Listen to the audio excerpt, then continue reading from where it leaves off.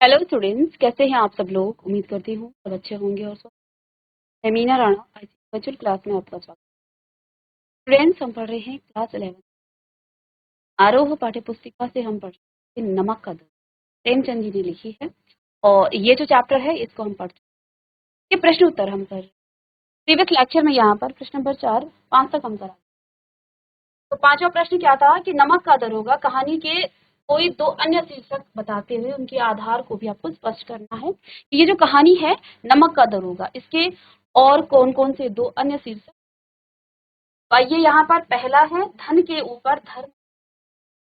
धन के ऊपर धर्म की, यहाँ पर दरोगा जी धर्मी आदमी थे, एक धर्मनिष्ठ व्यक्ति थे। और धन जो है, जो आपके आलोपी दिन थे, वो जो है वो क्या करते थे, वो धन जो है गैर कानूनी तरीके से व्यापार करते थे। तो यहाँ पर इस चैप्टर में नमक का दरोगा ये चैप्टर है, इसमें धन के ऊपर धर्म की जीत। इस कहानी के अंत में आखिरकार पंडित आलोपी दीन को क्या हो गई थी, अपनी गलती पर पछतावा होता और वह स्वयं बंसीधर के पास चलकर आता है। उसे अपनी पूरी जायदाद का स्थायी मैनेजर है। इस प्रकार धन पर धर्म की पर होती है। तो पहला तो ये इसका शीर्षक हो सकता है। दूसरा देखिए, धर्मनिष्ठ दरोगा। ये जो कहानी है ये पूरी तरह से जो है दरोगा बंसी, क्योंकि वो जो है अपने कार्य के प्रति ईमानदार और कर्तव्यनिष्ठ व्यक्ति। ठीक है, वह पूरी ईमानदारी से अपने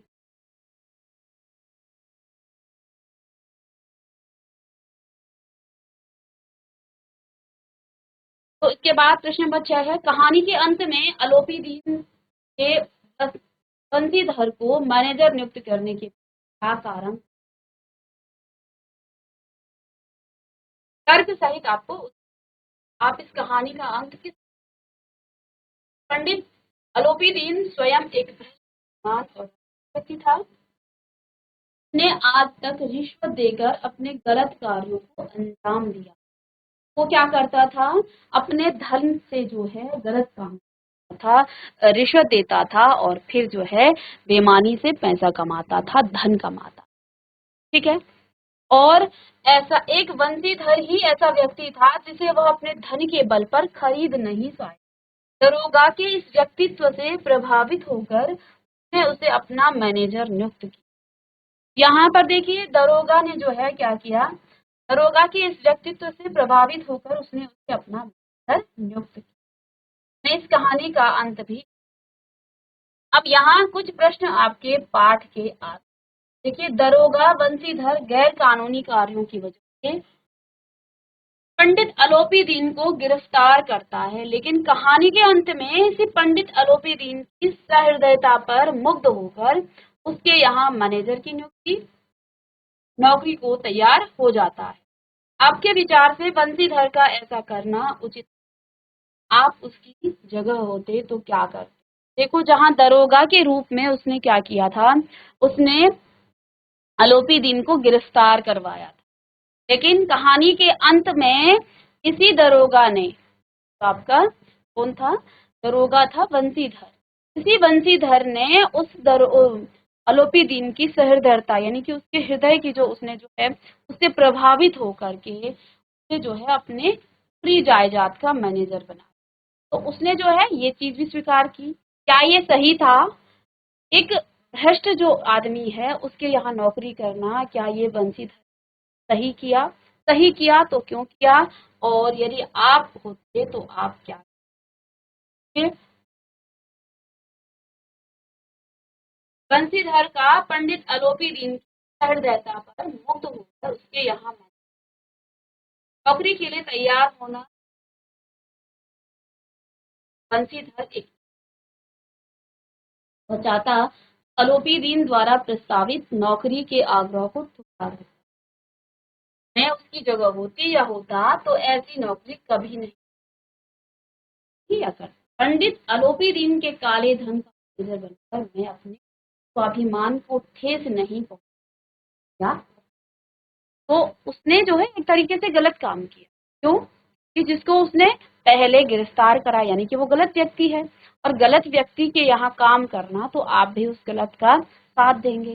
ठीक है, हो सकता है वंशीधर का ये मकसद रहा होगा कि वो जो है अलोपीदीन को ठीक करवा दे, उसका मैनेजर बन करके वहां जो है उसका वो गलत काम जो करता है, गलत तरीके से जो पैसे कमाता है, धन का अर्जन करता है, उसको बंद करा सकता है। ठीक है, अगर वो नौकरी भी करता है तो उसे इस प्रकार की नौकरी करनी चाहिए, लेकिन अगर वो ऐसा नहीं कर सकता है तो उसे कभी भी ऐसी नौकरी नहीं करनी चाहिए।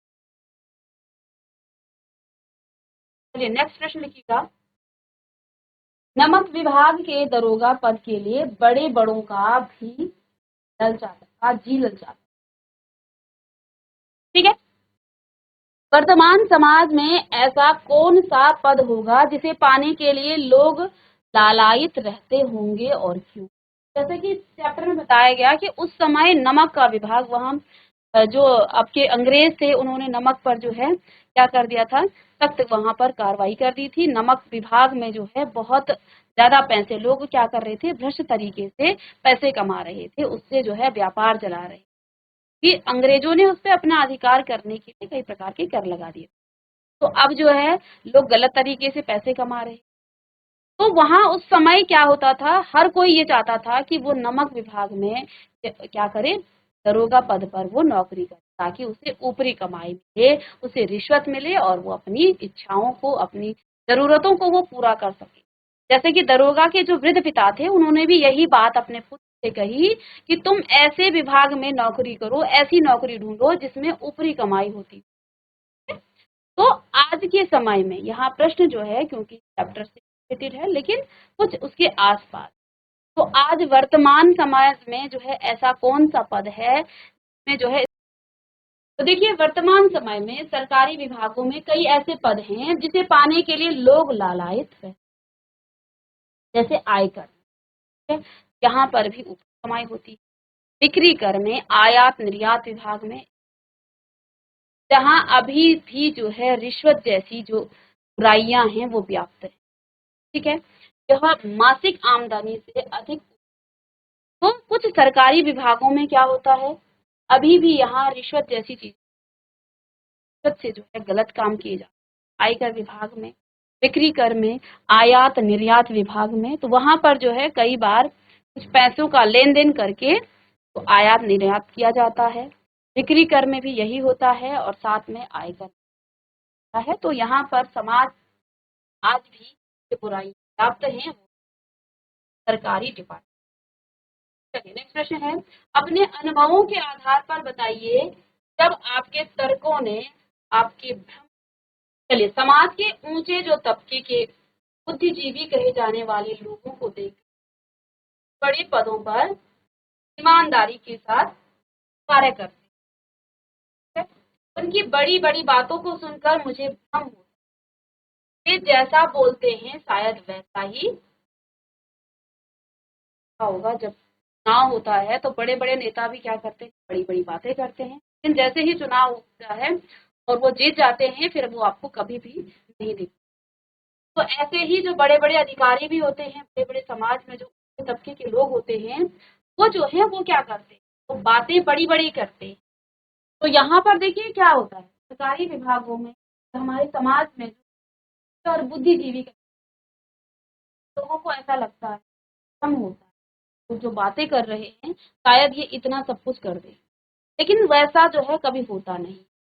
परंतु एक बार मैंने अपने ऐसे ही करीबी मित्र को समाज की भ्रष्टाचार मुक्त समाज की स्थापना की बातें सुनी, उसी ही दिन इस भ्रष्टाचार में लिप्त और उसी को जो है इस भ्रष्टाचार में लिप्त थे।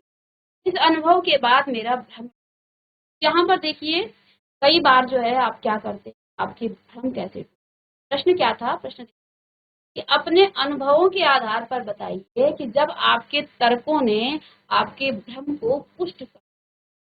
तो देखिए कई बार क्या होता है, कोई व्यक्ति जो आपको बोलता है कि भाई, छोटी सी बात मैं कहूंगी कि झूठ मत बोलिए, झूठ मत बोलिए, झूठ मत, लेकिन फिर वो व्यक्ति ही स्वयं झूठ बोल, तो फिर आपका भ्रम टूट जाता है कि स्वयं तो ये झूठ बोल रहा है।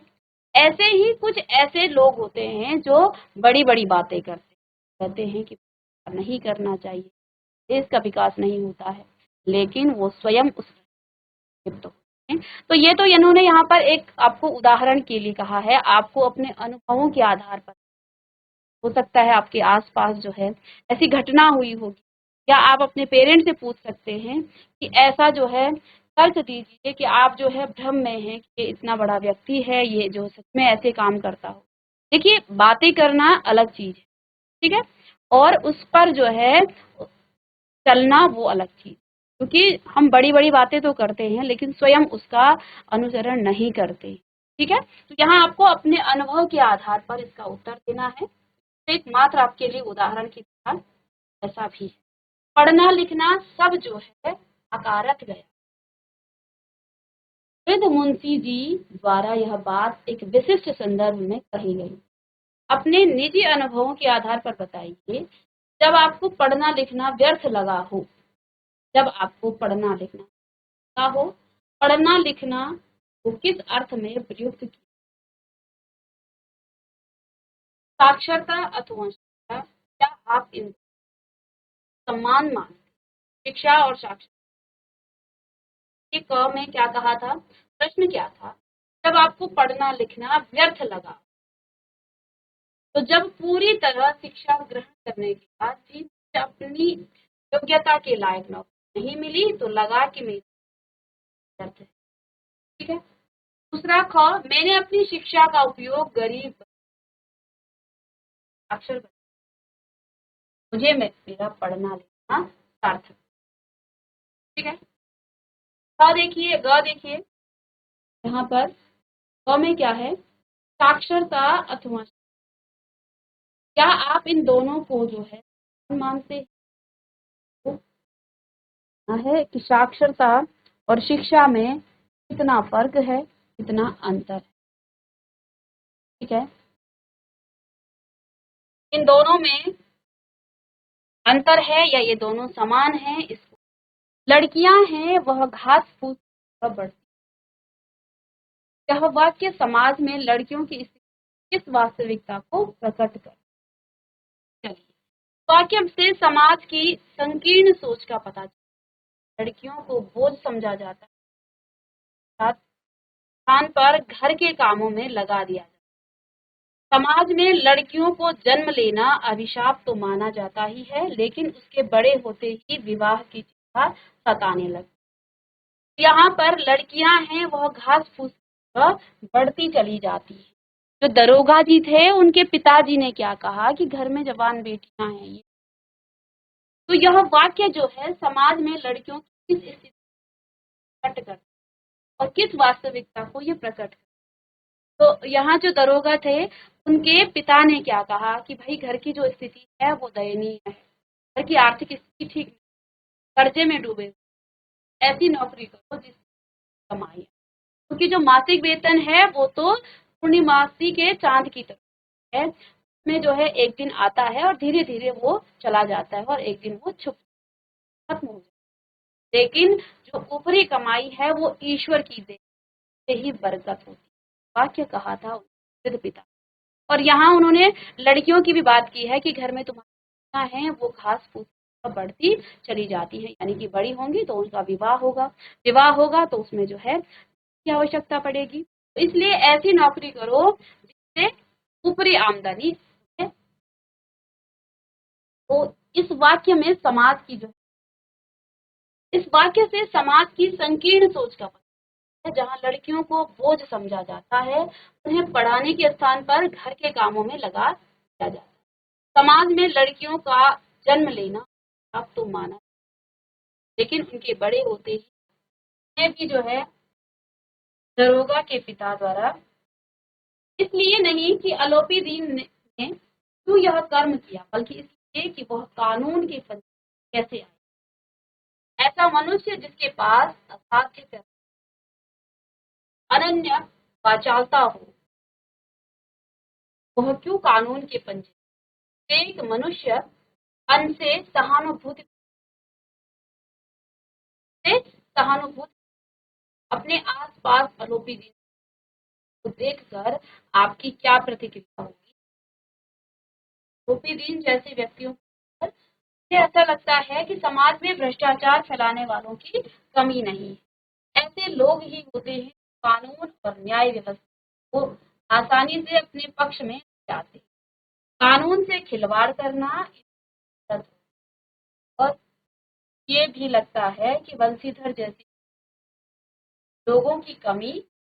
चलिए, इन प्रश्नों को करने से पहले यहाँ पर कुछ आपके बहुविकल्पीय प्रश्न हैं, इनको कर लेते हैं। तो यहाँ पर पहला प्रश्न आपका है, बंशीधर कैसे आज्ञा नालायक, चालाक, दुष्ट, आप पिता की आज्ञा का पालन किया। उनके पिता ने उनको कहा ऐसी नौकरी करो जिससे ऊपरी आमदनी हो, तो उनको जो है भाग्यवश दरोगा की नौकरी मिल गई, वो भी नमक विभाग। इस पद के लिए लोगों का मन ललचाता था, प्रोफेसर के, डॉक्टर के, दरोगा के, या इनमें से कोई। तो उस समय जो नमक विभाग है उसमें कई जो है व्यापार चल रहे थे, तो नमक विभाग में दरोगा पद के लिए लोगों का मन जो है ललचाता था। चलिए, इस पद के लिए लोगों का मन ललचाता, तो दरोगा विभाग पद के लिए लोगों का मन ललचाता। नमक के दफ्तर से 1 मील पूर्व की ओर कौन सी नदी बहती? यहाँ गंगा नदी, जमुना नदी, सरस्वती नदी, या नर्मदा? यहाँ पर जमुना नदी की बात है। चलिए, नमक के दफ्तर से 1 मील पूर्व की ओर कौन सी नदी बहती? तो जमुना। प्रश्न नंबर 4,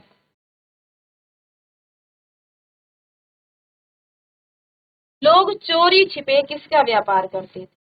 लोग चोरी छुपे नमक का व्यापार करते।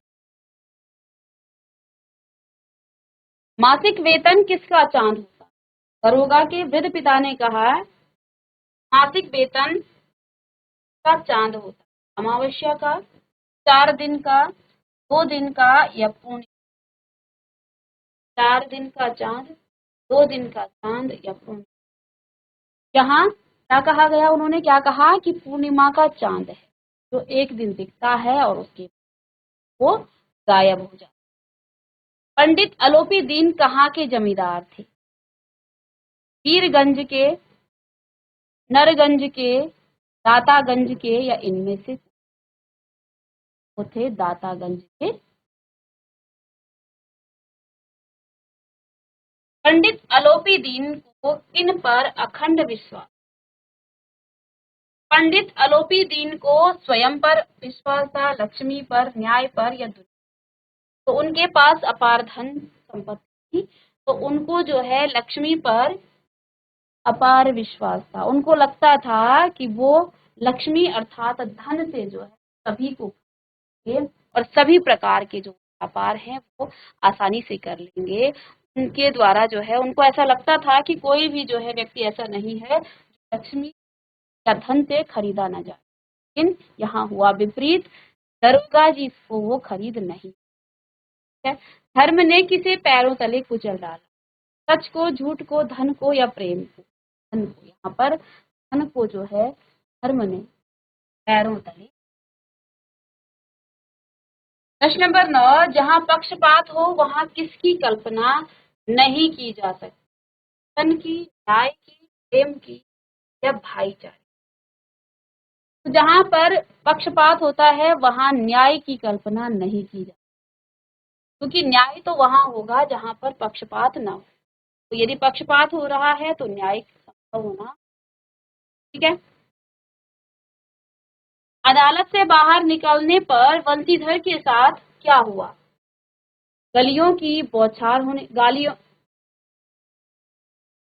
गालियों की बौछार होने लगी, गोलियों की बौछार होने लगी, पत्थरों की, या फिर व्यंग बाणों की? वहां पर व्यंग बाणों की बौछार होने लगी। ठीक है। नेक्स्ट प्रश्न है, अदालत में किसे दोषी ठहरा? पंडित अलोपी दीन को, वृद्ध मुंशी को, जमादार को, बंशीधर? तो अदालत में दोषी था बंसी। ठीक है। और उनको फिर जॉब से। नमक विभाग में दरोगा के पद के लिए कौन ललचाते? शिक्षा वकील जो है नमक विभाग नौकरी पाने के लिए चल जाता।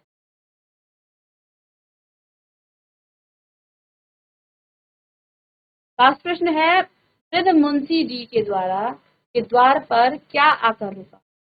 सजा हुआ रथ, सजी हुई गाड़ी, सजी हुई डोली या इनमें से सजा हुआ रथ। ठीक है,